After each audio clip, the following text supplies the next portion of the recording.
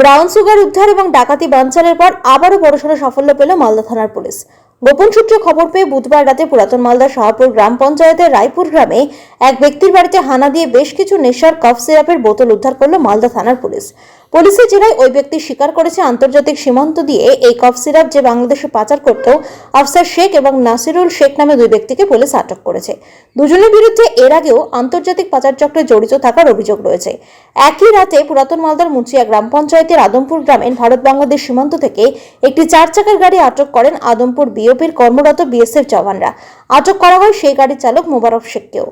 ওই গাড়ি থেকেও বেশ কিছু নেশার কফ সিরাপের বোতল বাজেয়াপ্ত করা হয়। সূত্রের খবর, গাড়ি করে বাংলাদেশে পাচার করার উদ্দেশ্যেই এই কফ সিরাপগুলি নিয়ে যাওয়া হচ্ছিল। দুই জায়গা থেকে মোট 724 বোতল নেশার কফ সিরাপ উদ্ধার করা হয়েছে। বিএসএফ এর তরফে উদ্ধার হওয়া কফ সিরাপ, আটক করা গাড়ি এবং তার চালককে মালদা থানার পুলিশের হাতে তুলে দেওয়া হয়েছে। দুই ঘটনায় মোট 3 জনকে আটক করা হয়েছে। পরে এই 3 জনকে গ্রেপ্তার করা হয়। মালদা থানার পুলিশ জানিয়েছে, নির্দিষ্ট ধারায় মামলা রুজু করে এদিন ধৃত 3 জনকে মালদা জেলা আদালতে পেশ করা হবে এবং 7 দিনের জন্য পুলিশের হেফাজতে নেওয়া হবে।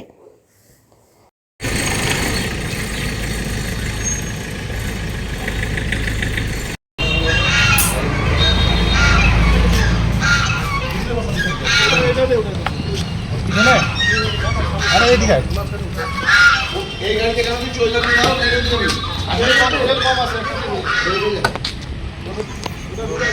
আগে তুমি ওটা ওই সিল গাড়িটা কালকে আজকে লাগবে না, ইউনিট দিন লাগবে।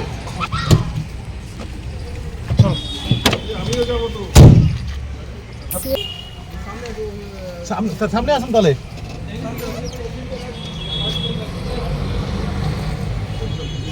ম্যাডাম